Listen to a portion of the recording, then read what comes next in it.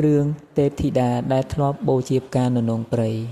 ខ្ញុំសូមនមស្ការថ្វាយបង្គំព្រះសម្មាសម្ពុទ្ធទាំងឡាយព្រះធម៌និងព្រះសង្ឃដោយសេចក្តីគោរពដោយសេចក្តីជ្រះថ្លាសពកាលទេវរាជសួរថាមនាលនាងដ៏ចម្រើនមានសម្ពុតលឿងមានទង់លឿងស្អិតស្អាងដោយគ្រឿងប្រដាប់មានពណ៌លឿងមានអវយវៈលាបដោយក្លឹមច័ន្ទលឿងទ្រទ្រង់ផ្កាអបលឿងមានប្រាសាទនិងទីដេកលឿងមានទីអង្គុយលឿងមានភោជនលឿងមានឆ័ត្រលឿងមានរថលឿងមានផ្លិតលឿងនាងបានធ្វើអំពើដូចម្ដេចក្នុងភពជារបស់មនុស្សក្នុងកាលមុនមនាលទេវតាយើងសួរហើយនាងចូលប្រាប់នេះជាផលនៃកម្មអ្វីទេវធីតាឆ្លើយថាបបិទ្ធព្រះអង្គដ៏ចម្រើនវ៉ាឈ្មោះកោសាតកីវ៉ននងព្រៃជាជាតិវល់វិញដែលគេមិនត្រូវការខ្ញុំម្ចាស់មានចិត្តជ្រះថ្លាបាននាំយកផ្កាននងព្រៃនោះ4តងទៅបូជាព្រះស្ដូបឧទ្ទិសចំពោះព្រះសរីរធាតុនៃព្រះសាស្តាខ្ញុំម្ចាស់កំពុងមានចិត្តប្រព្រឹត្តទៅក្នុងប្រធាតុនៃព្រះមានប្រភពនោះមិនបានក្រឡេកមើលផ្លូវគោនោះគ្រានោះមេគោមកជល់ខ្ញុំម្ចាស់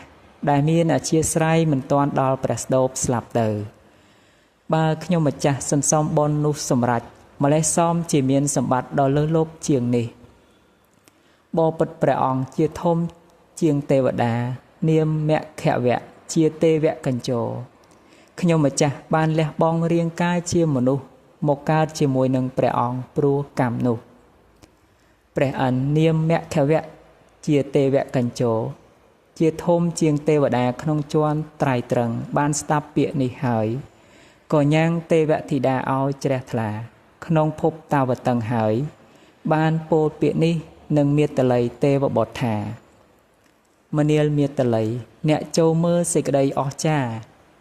នេះជាផលនៃកម្មដ៏វិចិត្រទេយវត្ថុសំបីបន្តិចបន្តួចដែលគេធ្វើហើយជាបនមានផលច្រើនកាលបើចិត្តជ្រះថ្លាចំពោះព្រះតថាគតជាសម្ពុទ្ធឬសាវករបស់ព្រះតថាគតហើយ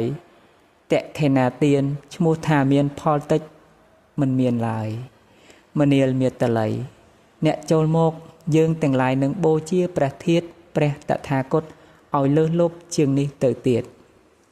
ការសន្សំនៅបុណ្យទាំងឡាយរមែងនាំមកនៅសេចក្តីសុខកាលព្រះតថាគតស្ថិតនៅក្តីបរិនិព្វានទៅក្តីបើតាំងចិត្តស្មើផលក៏ស្មើត្បិតថាសត្វទាំងឡាយមានការតម្កល់ចិត្តទុកជាហេតុទៅកាន់សុគតិបានទាយុទាំងឡាយរមែងទៅកាន់ឋានសួគ៌បានព្រោះធ្វើការបូជាចំពោះព្រះតថាគតទាំងឡាយណាព្រះតថាគតទាំងឡាយនោះបានកើតឡើងក្នុងលោក